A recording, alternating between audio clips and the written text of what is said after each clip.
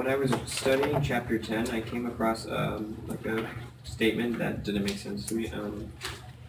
It said injections of investment, government and export spending in our circular flow counteract leakages from savings, imports, and taxes. But earlier in the chapter, it had said, okay, so there's a potential issue with leakage from each individual trying to save their own money. Mm-hmm. So if there is like something counteracting that, then what's the issue there? Like, why is there a problem? Why is anyone complaining about it? They're trying to point out that there are both leakages from and injections into the circular flow activity, particularly in money. And if we're aware of both of them, then we monitor them and see, is one becoming larger than the other and disrupting that circular flow? So let me put that on the board for a second, make it a little bit cleaner. We have used the circular flow in the past, and we started out and we said, well, let's assume there are households and there are businesses, and we had a two-sector model.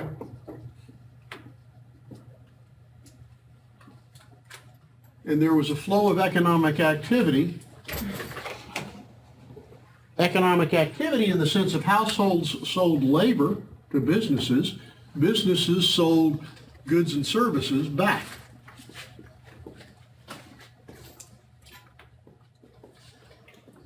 And so it's, as long as this circular flow is occurring in a smooth fashion, then everybody lives happily ever after. One of my favorite terms in economics, trying to indicate that economics is really a lot of fairy tales at times.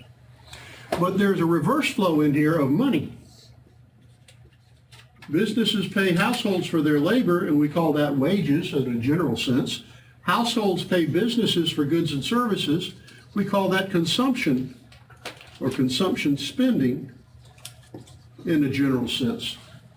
And so we want to, like the pressure in a bicycle tire. You want to keep the pressure up. You want to keep this stuff flowing. Then we complicated it. Well, before we do that, let's talk about leakages and injections, because that terminology comes up and you'll see it a little bit more as we go along. When a household, let's say, receives $100, do they immediately spend that? Oops, let's put it under wages. When a household receives $100 in wages, do they immediately spend the full $100? And the answer is no. What do they do with the other part of it they don't spend? Save. They save, and that's our first leakage. There is a leakage here called savings. Leakage. A leakage from the circular flow. That's an A. And, you know, when you look at this, you think, well, damn, that's bad news. That's like a hole in your tire. And the air's leaking out, and the system's slowing down. And if it starts slowing down, what would that mean in the real world sense? If people started saving a lot of money and not spending, what would be going on in our economy? The businesses would lower their prices, maybe, so people can buy more.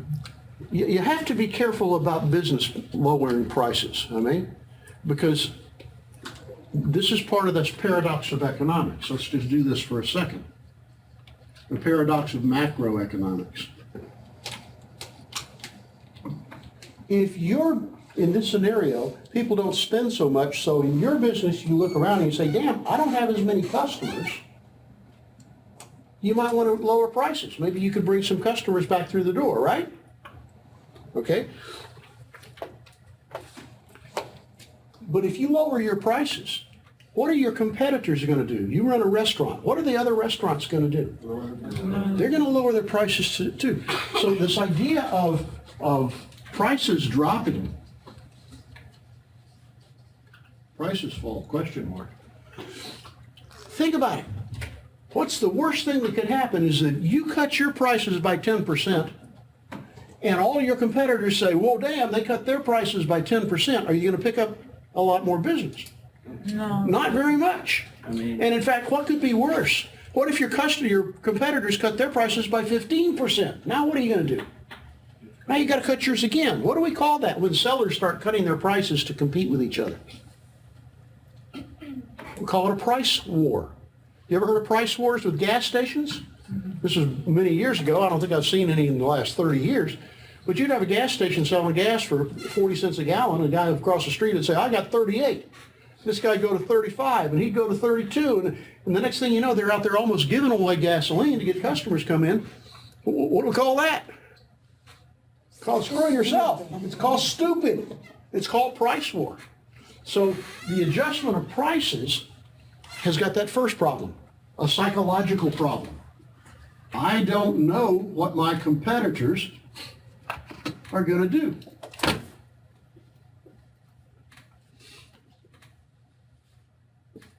Psychological fear of a price war. And very well founded. I mean, you don't want to get in a price war. But then there's the fallacy of composition argument, which is more the paradox.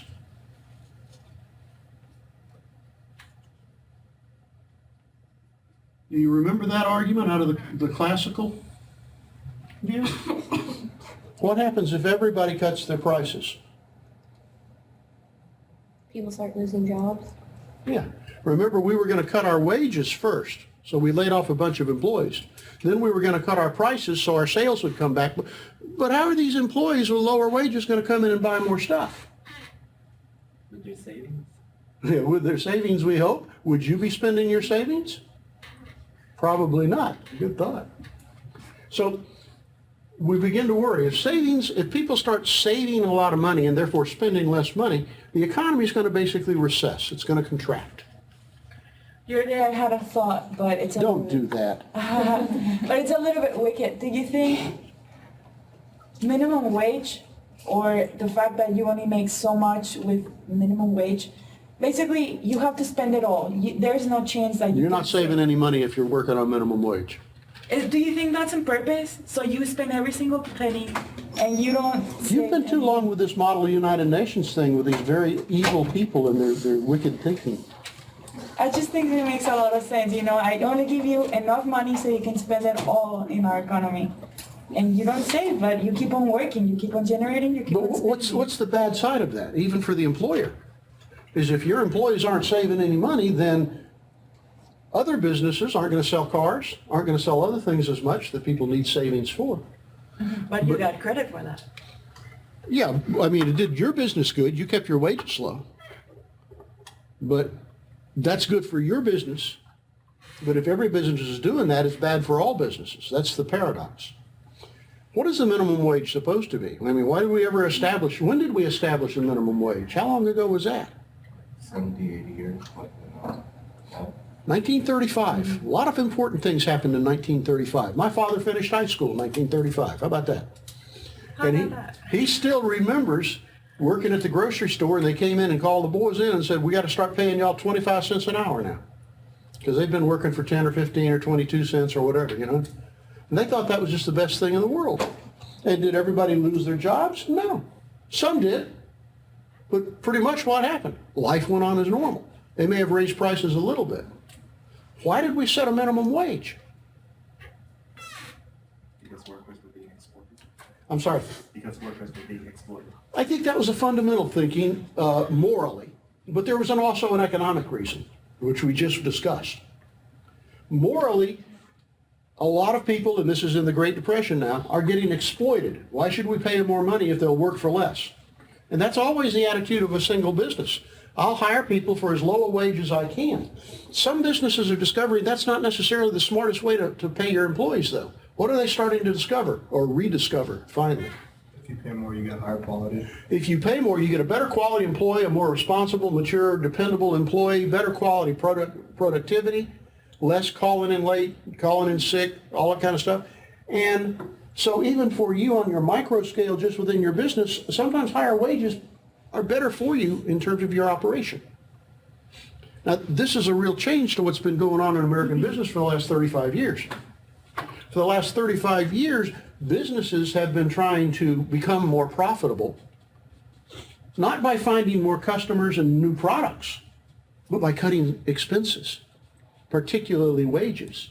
This is part of the reason we've seen this bifurcation between low wage and high wage people. The distance between what they earn has been getting greater. The downside of that is the macroeconomic paradox. When you pay a large part of your population very little money, how the hell can they afford to come into your business and be your customer? And the answer is they can't.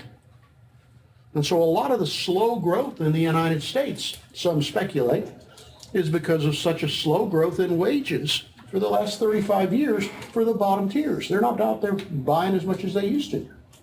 So we start getting into these kind of discussions, and to me, it kind of leads into what I'm trying to get you to really get comfortable with. What are the classical views? You know, hands off, laissez-faire. And what is the Keynesian view about, well, we need to get in and fix this thing. We need to intervene. Go back to our example. We got leakages coming out of this flow in the way of savings. How is that money going to get back into the economy? Do you remember that from the earlier circular flow we did? How did this money return back into The the... banks. Good. It went into banks. It's kind of a generic term, okay? Banks. Savings went in, and then it was loaned out. Primarily to businesses who spent that money on what? Infrastructure? Not infrastructure, but investment. What do we mean by investment in macroeconomics? New products. New products, inventory, new capital goods, equipment, computers, trucks, okay, new construction. And so we saw investment spending, by our definition of the word, business spending, investment spending would borrow that money and take it back in. Now, the key factor here is called flexible interest rates. I means interest rate. Well, what are we talking about there? We're talking about if people save $50, but businesses only borrow $30, what'll happen in the bank? There'd be 20 inside. They got $20 nobody wants to borrow, right? So what would you do if you were the banker? You reduce your interest rate, and suddenly people are borrowing $40. What about savers? Increase the interest rate. Well, if you reduce your interest rate, what will savers do? Say again. Put the money elsewhere. Yeah, they'll save less. I can't make any money in the damn bank. I'll just go out and buy me a new boat. You know. So suddenly this becomes $40. And this is kind of important, because what this means is, because of these flexible interest rates, all of this leakage of savings will equal the amount of borrowing or investment. Because if there's too little savings, and this is a kind of test question you can expect, if there's a reduction in savings, what happens to the interest rate? Assuming it's balanced, and savers say, I'm not going to save as much. What happens in the bank? Interest rates go up. Yeah, they don't have as much money coming in to lend out, so we're going to raise the rate, and so that will reduce the amount that businesses borrow. And so by this argument, this leakage always matches the injection of money back into the system. Leakages equal injections. Savings equals investment. This is very, I don't know, does it sound Keynesian or classical? Classical. Very classical. There's no government involvement in it. There's no government in the damn model yet. See, it just regulates itself. We don't really need the government to do anything. Okay, so far? But we know the government has to do a few things. In fact, even Adam Smith. Who was Adam Smith? The author of The Wealth of Nations, okay? A political economist. When did he publish The Wealth of Nations? 1776, same year we declared our independence, okay? There's still substantial debate about which of those was the more important thing. The United States claimed independence, or we had this incredible book on capitalism published. And in the book, Smith comes along and says, yes, we do need government. We don't need it to do a whole lot, just three things, broadly, okay? What should government do? One, provide for the national defense. Why? Because it's easier to raise one large standing army than to try to have 300 different little militias using different weapons, different ammunition, with different rules. Okay, so the government's going to have to provide for the national defense, and it's going to have to provide for a judicial system. Not just so we can hang the people that are criminals, you know, that was common enough, but so that we can let businesses write contracts and enforce them. So if you and I agree that I'm going to build you an office building and it's going to be ready in 1 year, you're going to damn sure pay me or I'm going to take you to court. Because if I can't guarantee you're going to pay me through some court system, I'm not going to build the damn building, and so the economy slows down. So it's a judicial system, not for moral or equitable reasons, but for economic reasons, so businesses can be more productive and take risks on the future. And then the third thing that government's going to do is provide a uniform system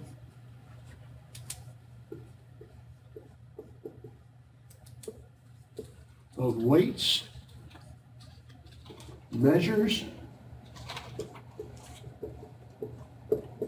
and currency. Why? Why do we need that? It's easier to trade in one currency. Say again. It's easier to trade in one currency. Commerce is easier. When a pound of rice you buy from Strickland is the same amount of rice when you buy a pound from Smith. Okay? All of these things, at least these two in particular, have an economic rationale. But if the government's going to do that, how's it going to pay for it? Taxes. And so we throw the third element in here. We'll make it red just for grins. We'll throw the government in here as the third part of this situation. And I am still trying to answer your question about leakages and injections. Okay? What's the government going to be doing? Well, let's get us a green pen again, even though it's a terrible color on the board. Government is going to be spending money on businesses and collecting money from businesses, right? They're going to be paying businesses to build a road, build a tank, and they're going to be taxing businesses. And they're going to be paying households. What do businesses buy from households? What does government buy from households? I'm sorry, what does government buy from households? Services. Huh? Services.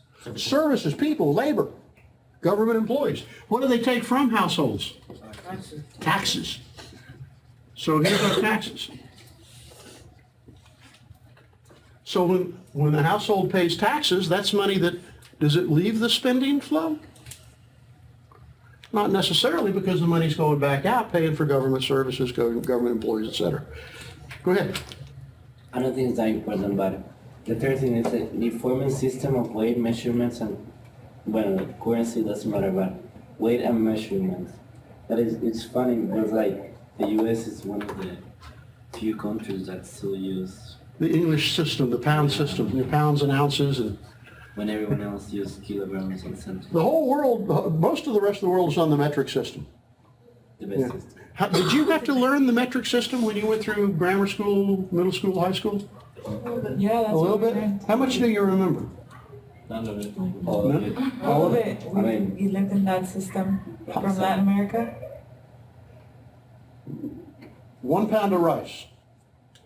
That's How much is that in a kilograms? kilo. 0.46, Pretty close. 0.42. I'm not sure exactly. It's less than 1 kilo, how many pounds is that? I'll show you a kilogram of rice. 2.4. 2.2 pounds. 2.2. I remember that one. Okay. I want to sell you a liter of gasoline. And I can remember in Europe we had to buy gasoline by the liter. And you walked up there and you saw the price. And that's not too bad a price. I get that. How much is a liter? It's like 1.06 quarts. So you walk up to the gas pump and say, liter of gas, 40 cents. Hey, ain't that bad. Well, wait a minute, Moose Breath. How many quarts in a gallon? Do you know? 4. So what's the price of gas? It's not 40 cents. Ooh, another damn math question. $1.60.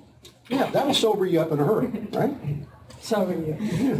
So why are we still on our system? Because by God, we've been doing it this way forever. Okay? I mean, everyone was doing it forever at some point, and they never going to change. The United States, if you haven't noticed lately, is very slow to change and accept new things. Did they change it in the Common Core? Like when they changed over, that would I have don't made think sense. they changed it as much as they made it, you had to know both systems. Yeah. Did you have to memorize how to, your fractions to decimal? What is 1/8 in decimal? 0.125. 0.125. What is 1/7? 0.1428. What is 5/8? 0.625. When I grew up, we had to learn all that kind of garbage too, All right, so we got circular flow and we got certain leakages that are supposed to be matched by injections. And is this not kind of a nice, clear, logical model? See, this is what I love about classical economics. The models, for lack of a better word, the models are elegant and logical, logically appealing, and they're not real difficult. I mean, I can explain this to you in 15 minutes over a beer, and you can go, damn, now I understand. Well, what's the problem? Not that simple. The problem is the real world. The problem is the real world. Well, this doesn't work quite so smoothly, and even though it does work, believe me, I believe it works very slowly. Because it's all based on the assumption we make in all of economics called ceteris paribus, or ceteris paribus, I don't know, depending on where you're from. What does that mean? Nothing. If everything else stays constant, doesn't change, this is the way it works. Great idea, love it. What do we know about ceteris paribus? Ceteris paribus ain't. Nothing stays constant. Does this give us some analytical power and predictive power about the economy? Sure, but only in a very gross and rough sense. You remember somebody the other day asked me about fiscal policy, spending and taxes. Remember that, trying to move the demand curve in the Keynesian model? If the demand curve was over here, what did we want to do? We want to increase spending. You want to increase aggregate demand. Where did you want to move it? To the Where? all the way to To the sharp break, right? Oops. To the sharp break. That's your target, you know? That's what I'm aiming at doing. Man, I'm going to move the demand curve right out of here. I'm going to get right here. And we do it with numbers, and it sounds very precise. But what? This is also based on ceteris paribus, and it's based on a level of specificity and detail we can't achieve. And I gave you a sort of a metaphor for what it's like to try to conduct fiscal policy. Do you remember what I used? I talked about a great big beach ball on a beach, and you get one bamboo stick, and you have to push the beach ball 1 mile. Can you push it there in a straight line? No. Can you push it there efficiently and quickly? No. No. Will you get frustrated pushing it because it goes this way sometimes and that way sometimes? Sure. So once again, even the Keynesian model that we lay out that sounds really, oh damn, we can do this. This is like rocket science, man. No, it's not, moose breath. It's mostly a big old game of WAG. What's WAG? Oh, you explain. A wild ass guess. The ball's going, it's almost like you're standing behind a ball and you know you got to go somewhere out there, but you're not sure whether you need to go that angle or that angle. And you kind of, wild ass guess. And then you look around, see where you went, oh, got to push it this way. Welcome to macroeconomics. That's fiscal policy. That's economic policy. The best we can do is move in the general direction. And how are things pushing that beach ball down the beach when the damn waves come up, or worse yet, the wind?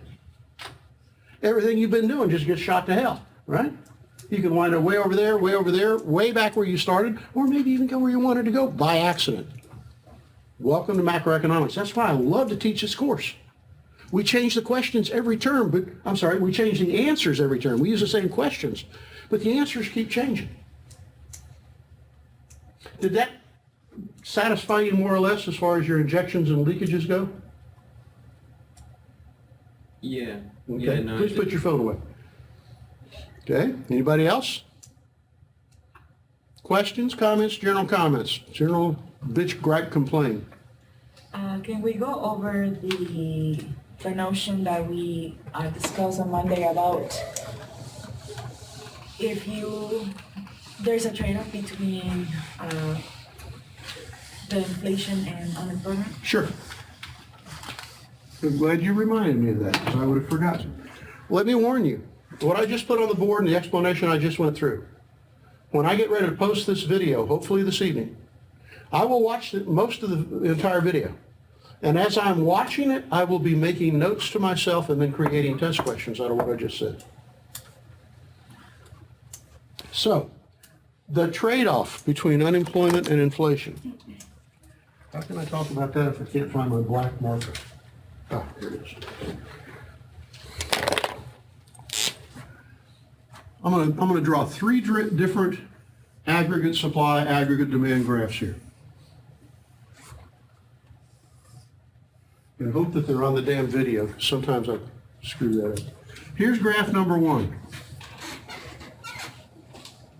Aggregate supply. Graph number two. Aggregate supply. Graph number three. Aggregate supply. Okay? What's the first graph? That's a classical. That's a classical view of the economy. And what is it basically telling you? That when aggregate demand goes from AD1 to AD2, what happens to equilibrium? We go from A to point C. What changed? Prices are down. What else is down? Wages. Wages. Wages and prices are down, but what happened to employment? Stay the same. We're always at full employment, QFE, or if you like, YFE, okay? The economy self-corrects to full employment. Therefore, laissez-faire. Laissez-faire meaning what? Hands off. Don't say hands off, we're going to translate it literally. In French, laissez-faire. You leave us to be. You leave us to be, okay? The government shouldn't be trying to manage the economy. Again, the prices went up, and what else? No, wages, remember we went from A to B. To see. This is a depression or a recession. From up there to down there. And then down to here, what's going on? Prices are falling, wages are falling, and sales are growing. That is the classical adjustment process. You best know it backwards and forwards. I apologize. You had a question earlier that I don't want to leave too far behind. No, I was just gonna ask, because you say the phrase like not working, is that the only way to access eConnect? Or is there like any other way to? I will find out. If you think of it, email me immediately. For like a raw. I No. tried to get on right before class and it No. it's not working on my computer and on my phone, so I don't know if that's just me or. You can just log into Connect, or like you could just like go to the website. Yeah, you can type in like McGraw. Go to McGraw-Hill? Oh. Okay, good. Do you have a direct access into Canvas, by the way, without going through eStaff? Yeah. I have an app. Yeah, because we got that a couple, 3-4 weeks ago. We can go straight to Canvas without going through eStaff or eSanta Fe. Okay, thank you. All right, what's the second graph? Keynesian.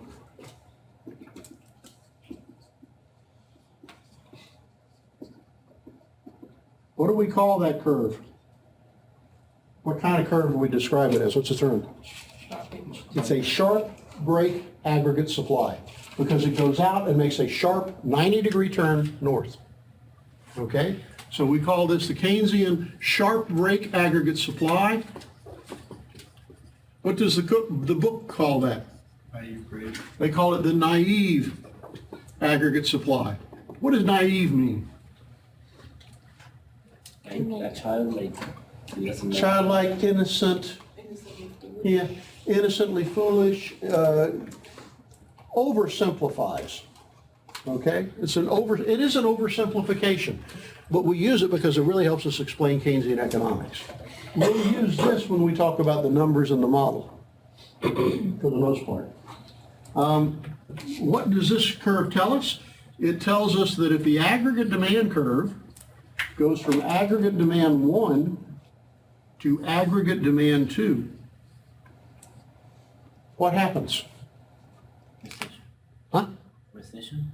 You're in a recession, right? you're below full employment, and you go from equilibrium at A to equilibrium at B, and what? Prices don't change. Prices, wages, sales, unemployment don't change. This is an equilibrium. It takes some outside force to change it. This was not an equilibrium. This was a disequilibrium that the internal forces were going to drive down prices and wages. This says, no, those internal forces that are going to force down wages and prices, no, not really. Or not very much, not very fast. You could stay in this recession for a long, long, long damn time. Okay? So in the Keynesian model, a decrease in aggregate demand causes a new lower equilibrium. But in the classical model, a decrease in aggregate demand causes a temporary disequilibrium that self-adjusts. So there's no self-adjustment here. This we can make a note. No self-adjustment, or at least not quickly enough to be helpful. Keynes is not totally denying the classical model. He's saying that it takes so long to adjust, we need to find a better way to alleviate all that pain, all that unemployment, all that suffering. And so therefore, what do we need to do? We need to intervene. That is, we need to get in and manage the economy using fiscal policy. And fiscal policy was what? It's the use of government spending and taxation to shift aggregate demand. He was going to show us how to push the aggregate demand curve back towards AD1 by spending more or taxing less. And there was a complication there. What was the complication with that? There's a gap. Well, there is a gap. That is our initial complication. In order to solve it, to close the gap, what was the other complication that would evolve? You have to increase spending. Where are you going to get the damn money? Where are you going to get the money to give people to get them to spend more money, huh? Smart ass, huh? You hear the classical people saying that? Yeah. Because what do classical people believe about budgets and money management? Don't get in debt. Don't go in debt. Didn't I tell you that, fellas? If I found out you're in debt and you're trying to date my daughter, what's going to happen? You remember that? Yeah. I'm going to get 4 guys off the offensive line of the Gators. We're going to come down and kick your ass. And you come near my daughter again, you will disappear out in the swamp. I'll chain you to a tree and let the Gators eat on you. You got it? Because you don't go into debt. You are fiscally, that means in terms of money, fiscally conservative.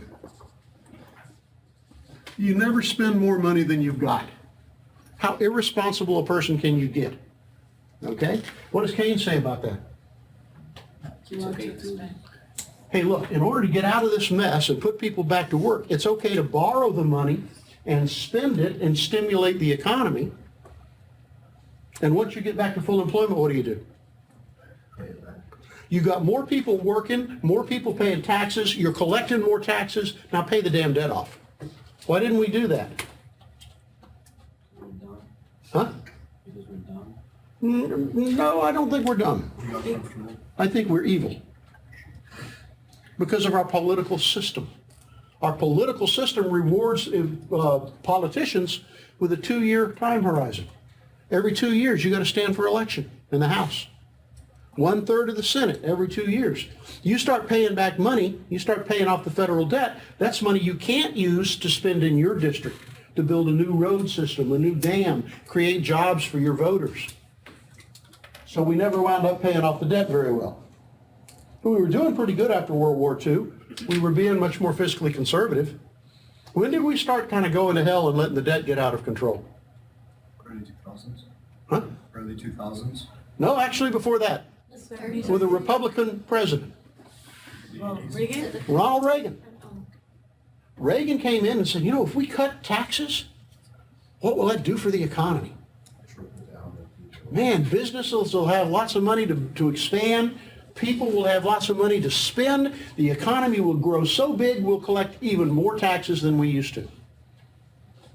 It's called supply-side tax cuts. It's the idea, listen carefully, the deficit will pay for itself. We'll run a deficit that'll grow so big, we'll be able to pay for the deficit. 1981. Did it again under Bush. Bush the second. What happened?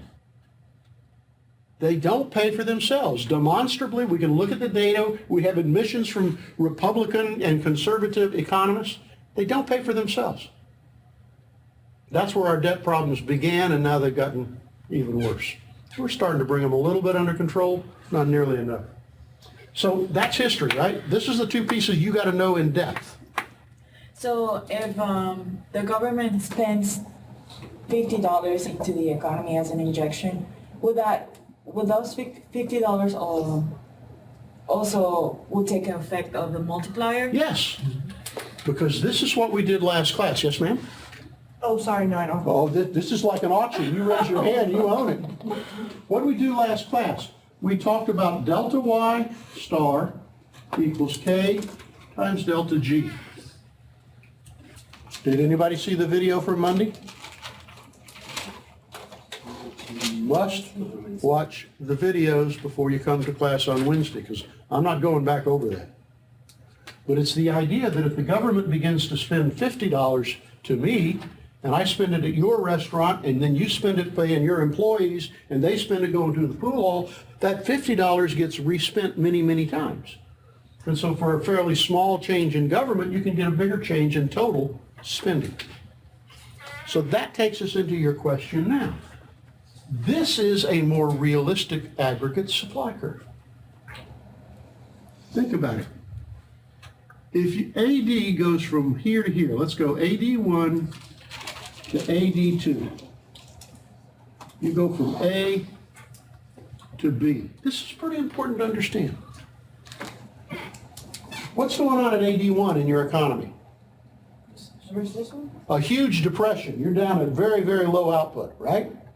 And so when you increase aggregate demand, you increase spending, did you create more jobs? Yes. Yes. Did you create much inflation? No. No. Why? Kind of what we talked about earlier. Prices are sticky. Huh? Prices are sticky. Well, normally they'll go up pretty quick, but why wouldn't people start raising prices? Because they want to save. No, because you've been operating with a lousy economy for a long time. You laid off half your damn workforce, and now a few customers are coming back in. What's going to happen if you raise your price? Less They're customers. going to go somewhere else. So we don't need to raise price yet. You know, my labor costs are staying low, my materials costs are staying low, I'm okay. If aggregate demand grows a little more, let's take it out to AD3. Equilibrium is at C. What's happened between B and C? There's more output. I'm producing more, lots more people are getting jobs. And when I call my supplier and I say, I need some more shoes, he calls the guy that makes leather and says, I need some more leather. And he says, well, I'm running out of cows to kill. So he's going Oh, but you still need leather, right? Oh yeah, I need some leather, man. I got to make some shoes. Then the price will be a little higher. I'm starting to stretch my supply. I'm starting to reach the limits. I'm getting ready to go out into the workforce and hire some more employees. I've been paying $10 an hour. Okay? I need some more. I'm gonna hire some more people. Who doesn't have a job out there right now? Good employees or bad employees? employees. The good employees you either kept or they came to you, hired them first. Now you're going out there to hire some more workers. Most of the good employees have got jobs. These guys out there, man, maybe not so good. But if you want them to work for you, what do you got to do? You got to pay them a little more. And so you start hiring a few more people at a higher rate. That means your costs are up, so you've got to raise your prices a little bit. So we get a little inflation, okay, so far? Then the economy is really starting to take off. Aggregate demand goes out to AD4. We go up to point D. Dang, we're getting pretty close to full employment, aren't we? What's going on in let's talk about a couple of different markets. Let's talk about the labor market. You need to hire more workers. What's going on? It's hard to find good ones. You got that? Everybody's got a damn, anybody that's a good worker's got a job. If you want a good worker, what are you going to have to do?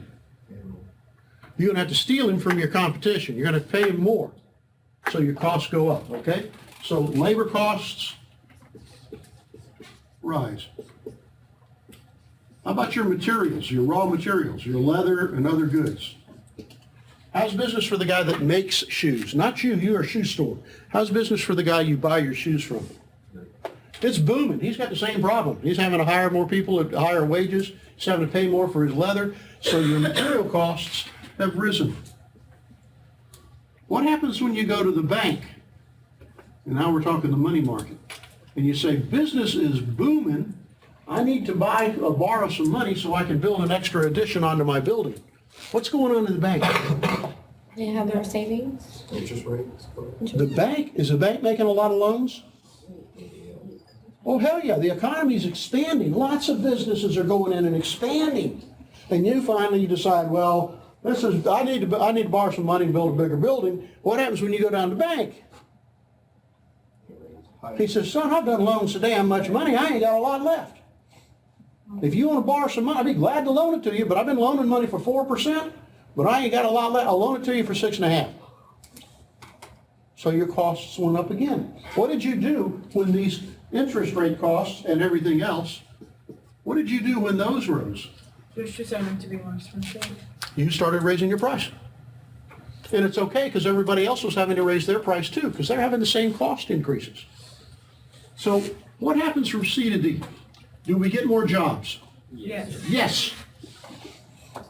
Do we get inflation? Yes. More inflation, in fact. Remember, from B to C, we got a little bit of inflation. Huh? From C to D, what happens? It's twice as much. We get more inflation. And if we go out to here, AD5, and now you're up at point E, what's going on now? Full employment. We got a few more jobs, right? Just a few. We got a few more jobs and we got full employment, but what happened to inflation? You triple. You get real inflation. So what's going on? By the way, let's do one more. If it goes out to AD6 and inflation goes to F, what's going on? Jobs haven't really moved. No, sorry. I said, I don't know. Jobs haven't really moved. But You can't hire anybody. The only way you hire anybody is to pay them through the roof. Pay them a lot of money. Your costs are going up like crazy. You can't get leather. You can't get shoes. You can't get nothing. But people keep coming in trying to buy it. See, spending is more. And people are stacking up. You open the door in the morning, they come flooding in. And, by 10:30, your shelves are empty. And you're thinking, this is a great thing, except I could make more money if I had more products, if I had more employees, if I had more space. But all you're getting is pure inflation. Is there any way that we can do that by without inflation? Or inflation is always going to be the case? There is a theory on that. It's called supply side. We'll get to it. If we could find a way to move the supply curve out here, if it was out here, our equilibrium would be much lower. Let's go. Let's go. I mean, also in the Exploitation. Keynesian, when you can get to full employment, basically. Yeah, that's why we don't talk about inflation in here, just because we make it simple. In fact, we do get inflation the closer we get to unemployment. Let me say one thing. Okay. We have been reducing unemployment, but raising inflation. That's the trade-off. To get more jobs means more inflation. To get lower inflation means what? Lose jobs. That's the trade-off. The book, I don't recall if it uses it, but this is what we explain with something called the Phillips curve. We'll draw that in a minute. It just shows the trade-off. You had a question? Yeah. I'd say that in order to get more supply, you had to find new markets or cheaper labor. That's why you go abroad, or you just go down forests, right? Yeah, that's one of the things you do. Sir? Were you showing us all three of those as like which is the best option, or just to present them? I'm showing them to you because the first two really simplify things. The first two are both very naive. But if you can understand what's going on, then we can discuss reality and this trade-off with a better understanding. So are you saying that's not an ideal model, or that is the I'm real seeing model? this is a more realistic model because it reflects that trade-off between inflation and unemployment. So you're saying we do have inflation and unemployment. Oh, and absolutely. it's there, but the other two don't show it as well. Right, because the other two are simplified. Very quickly, this Phillips curve idea. Just parenthetically. If this is unemployment and this is inflation, you have a relationship something like this. This is Phillips curve number one. What is that curve telling you? Inflation is coming down. That if you're up here at A, you have high inflation but low unemployment. And if you go from A to B, you brought down inflation, but you created more unemployment. It's like squeezing on a balloon. You squeeze it and it expands over here. There's always that trade-off. Where's the best place to be on that curve? You think? I think it depends on whether I have a job. If I have a job, I want to be here. I don't care about those other unemployed people. I got my job and prices are low. If I don't have a job, I don't care about high prices. Just give me a damn job. I'll worry about prices later. So where's the best place to be is a false dichotomy, okay? What is the best place to be for the government in this? For the government? What do you think? That's a great question. If you were the government, where would you rather be? It depends. If I'm going to have a bunch of unemployed people, then I can target them and I can go to power. You know what I'm saying? I would say generally you're going to prefer to be up here. Because what happens? What happens when you borrow money and inflation goes up? The money you pay it back with is worth less. Okay? And so it's very cheap to borrow money here and pay it back in the future. You have a lot of people working, sending you lots of taxes. They're very happy because they have jobs, so they vote for you. So we've always suspected governments would favor being at least somewhere along this range and never down in here, because that will get your ass thrown out of office when people are unhappy. Ask Hillary Clinton.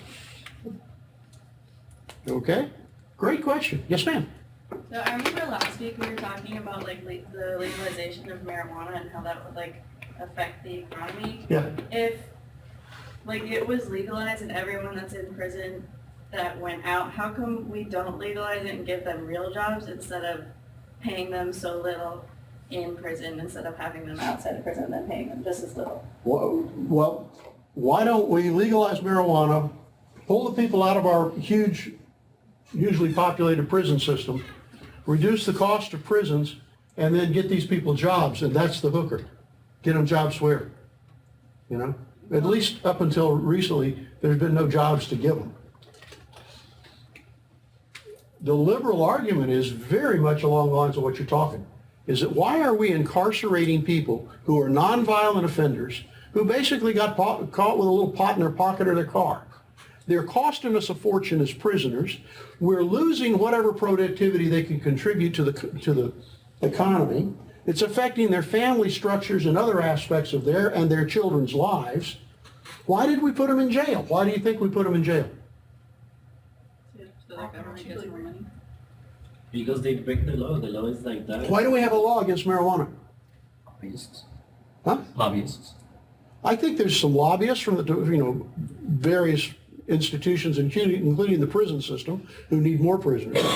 But I think a lot of it is fear among the public that, if you start smoking marijuana to my 13-year-old, I know where you're going to be in jail by the time you're 16. You're going to be doing life by the time you're 18.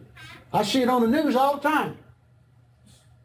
And I think enough people bought into that. And you got to remember, marijuana while it's been fairly common usage for 40, 50 years now, there's still an awful lot of America, particularly conservative America, that doesn't have anything to do with it.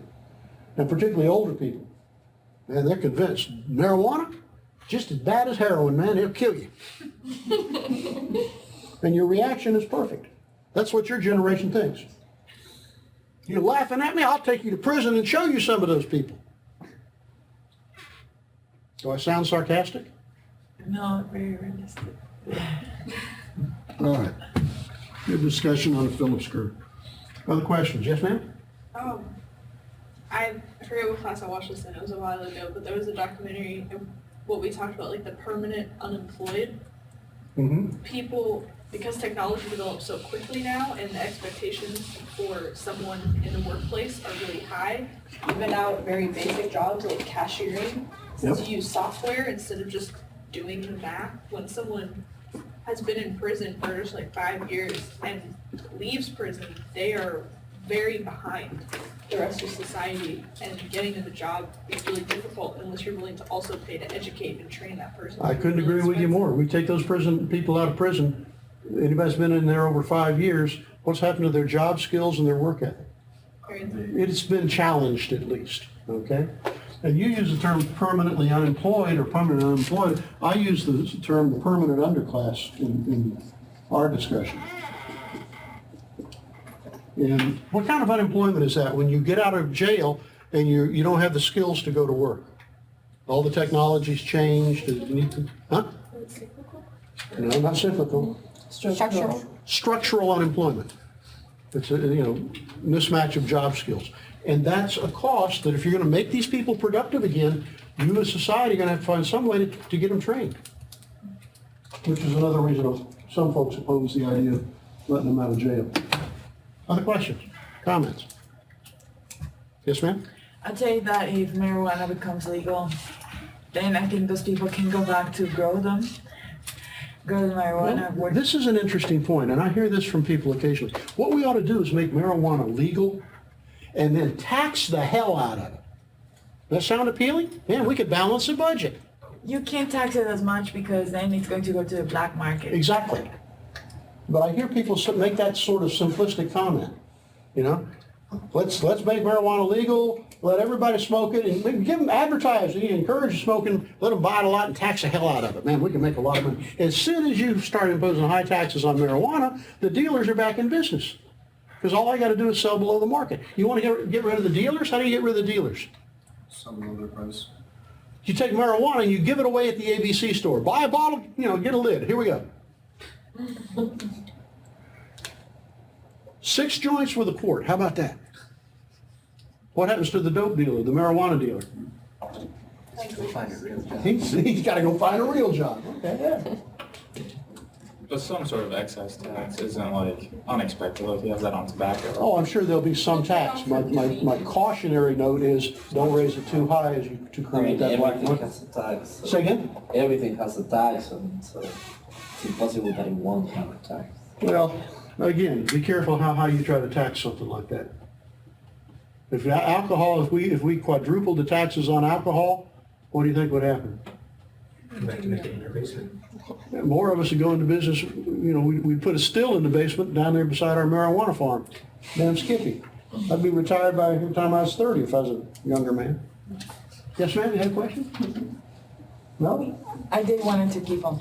I remember reading about when there's inflation and you borrow, then there's a system where you pay, what's it called, the nominal. I just want to know the nominal interest rate versus the real interest rate. Okay. I think I did this, but I'm going to do it again very quickly. My dad bought a house in 1966 for $26,000. He had, I don't know, a 3% mortgage. His monthly payment was $126. 4-bedroom, 2-bathroom, fireplace, garage, swimming pool. $26,000. This is in '66. When he retired and came back to Gainesville, by 1979, he still had that same house. He was still paying $126 a month.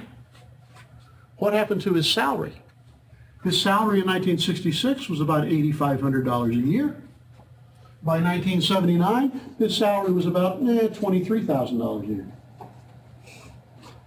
How was life for him? Couldn't get better. Had that still tiny ass little mortgage payment. Didn't I tell you about that? He used to call the mortgage company up, or I'm sorry, they would call him up. And they would say, Strick, you still owe us about $5,000 on that mortgage, because they wanted him to pay it off so they could take that $5,000 and loan it out at the new rates, which are higher. And they call him and say, you still owe us $5,000. Why don't you send us a check for $4,000? We'll call it even. And he'd sit there and let him talk for a while. He'd say, no, I don't think so. I'll give you $1,800. Oh, we can't do that. Well, call me when you can. Click. Wow. Those were the days I wanted to go over to Dad's house and have a drink with him and borrow money, because he was in a great mood. So this is all about when inflation goes up, and it makes salaries go up too, you borrow money at a fixed nominal rate. This is the thing about a fixed rate mortgage. You familiar with those? A fixed rate mortgage, you keep the same interest rate the whole 30 years or 15 years, whatever you finance. Because the adjustable rate mortgage, this would have gone up to maybe 11%. This would have gone up to maybe $414. He wouldn't have been very well off, but the bank would have been a lot better off. So if you see inflation out there, what do? You borrow money like crazy on a fixed rate, on a long term. Then you go out, play with it. Why would you agree to take out a mortgage at an adjustable rate? If you thought rates were going to fall. Okay. Yeah, the bond market, all of it is made up of betting on interest rates. And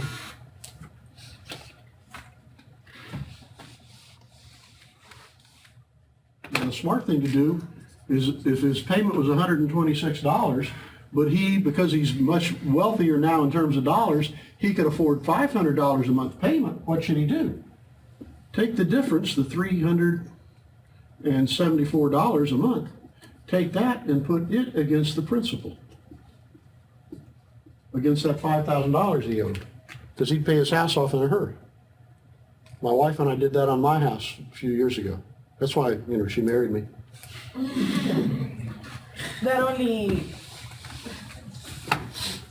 That only reduces your time where you pay interest rate, right? Right, and it reduces the amount of interest you pay.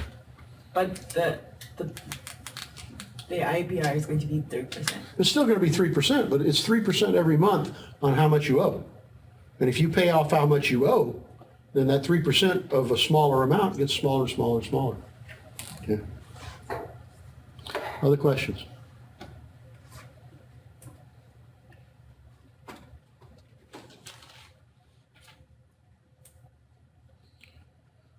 Yes, ma'am? How do you feel about President Trump's wife staying at Trump Towers and all the money it's costing the economy for the security and all that? I am very disturbed by the fact that we're having to pay to maintain Mrs. Trump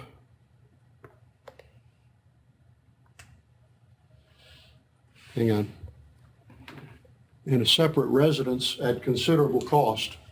Just as I'm very concerned that Mr. Trump has taken off, 3 weekends in a row now to come down to Florida, which is very expensive to provide the security for that sort of thing and the transportation. I think he's setting a very poor example in that regard. Yeah. I will say, if we can mention current events for a minute, I will say I was very favorably impressed with our new United Nations ambassador. Who is our new United Nations ambassador for the United States? Who did Trump pick and send to the United Nations? A woman from South Carolina.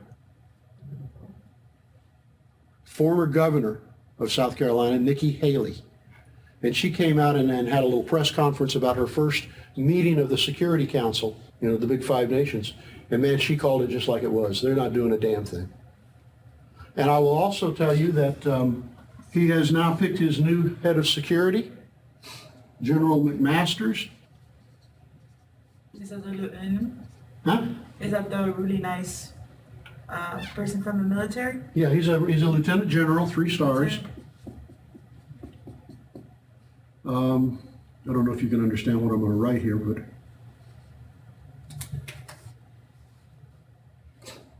you got any idea what that symbol might mean? Swords, like, Two swords crossed.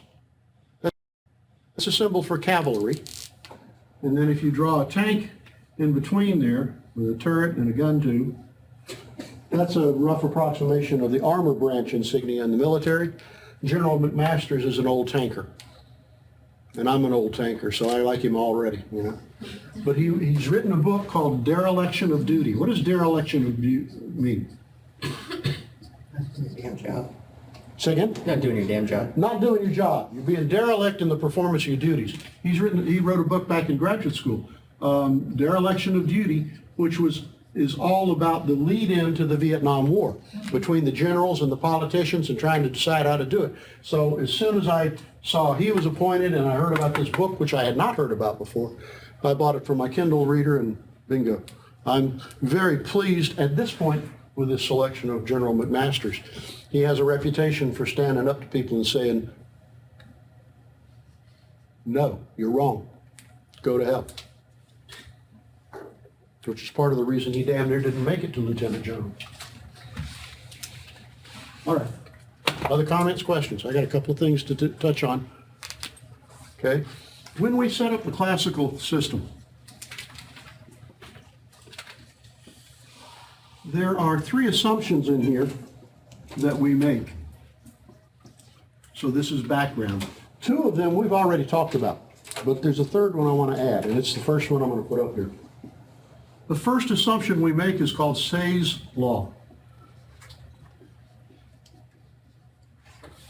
Say is the name of a French economist, Jean-Baptiste Say. We, as Americans typically do, we took all of his theory and boiled it down into about three words, okay? When we boiled it down, it's not a complete statement. When we boiled it down, we say, oh, supply creates demand. That's because as Americans, we're fairly simplistic people, and we like simplistic words and phrases. We have real difficulty with highly conceptual ideas. But you got to get a hold of the conceptual idea here, okay? The idea is this, and this turns out to be really kind of important. The idea is this. A farmer doesn't grow 160 acres of wheat and sell it unless he needs that money, wants that money to buy something else. So in the act of producing, he is also creating his own demand. Does that make sense? And because he wants something else, he has to sell. And because he wants something different, a new TV, he has to sell his corn or his wheat. So producers produce this much stuff worth this much money because they have a demand of the same amount of money to buy some other things. The power behind that statement is that if you want to rejuvenate or stimulate the economy, you need to give advantages, tax breaks, whatever, to businesses. Because when businesses decide to expand, they will create more jobs. This is sort of the background behind supply-side economics, which we're going to get into. But it's the background behind Reaganomics, the pro-business attitude of the Republican Party. It's a very pro-business approach. It says if you want to stimulate the economy, stimulate businesses. Give them tax breaks. What do you think of that?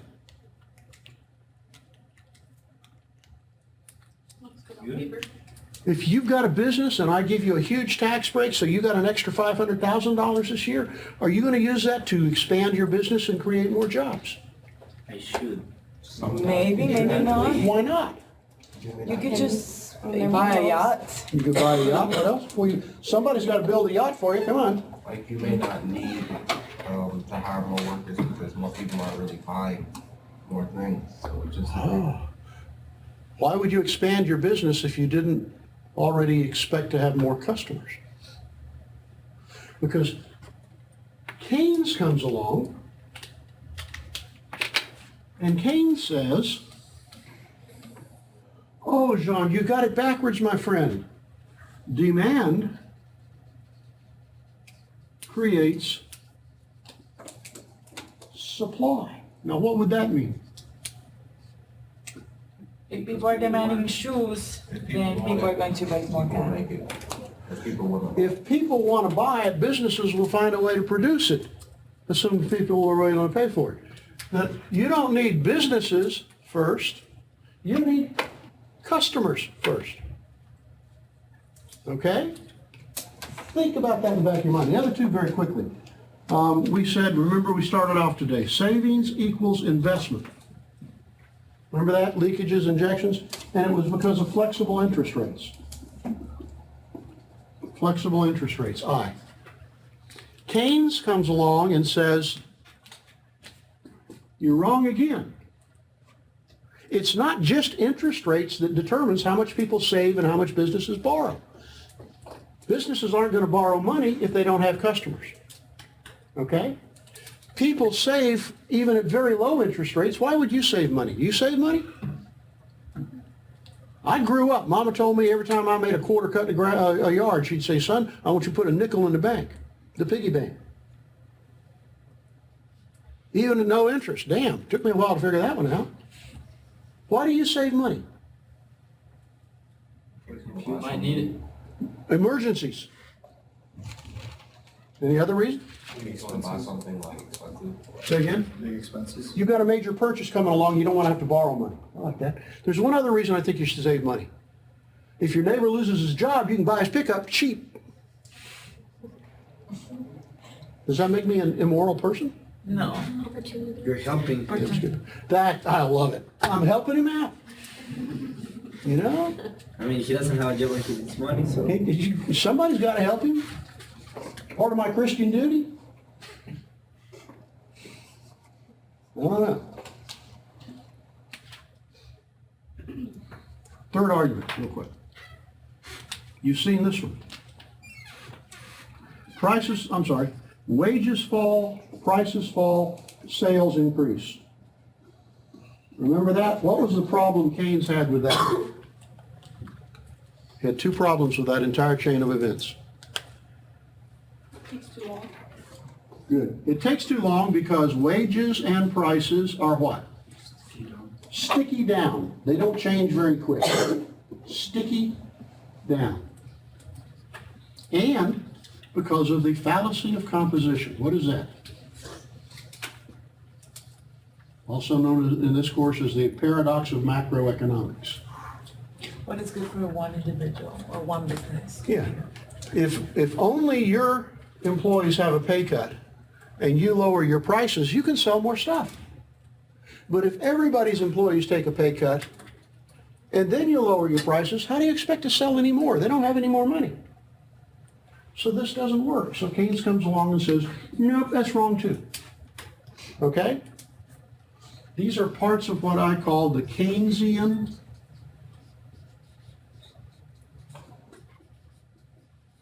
refutation of classical economics, where Keynes refutes it. He says, no, that doesn't really work that way. Great idea, lovely esoteric model, doesn't work that way. But the thing is that if wages goes down and then your prices go down and then everybody does the same thing, but I feel like they do that because they think it's the right thing, because if no one has money they're not receiving as much money, they're not gonna buy the things at the price that they are. So by default, you have to. You've got to lower your prices, Either way. but if you're going to sell more, you've got to lower your prices further than your wages. Point. Okay?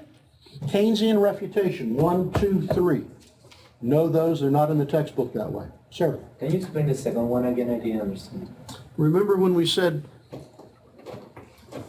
savings would flow into the banks and then would be borrowed? You have loans and saving, right? Yeah. And we said this money would equal this money because interest rates would change. Remember that? Yeah. Keynes says this may be true, but it's not just interest rates that make businesses want to borrow money.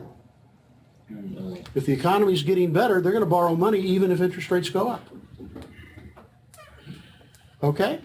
And you and I save money for a lot of other reasons than just the interest rate we're going to earn. All right, anything else? Covered a lot of material today.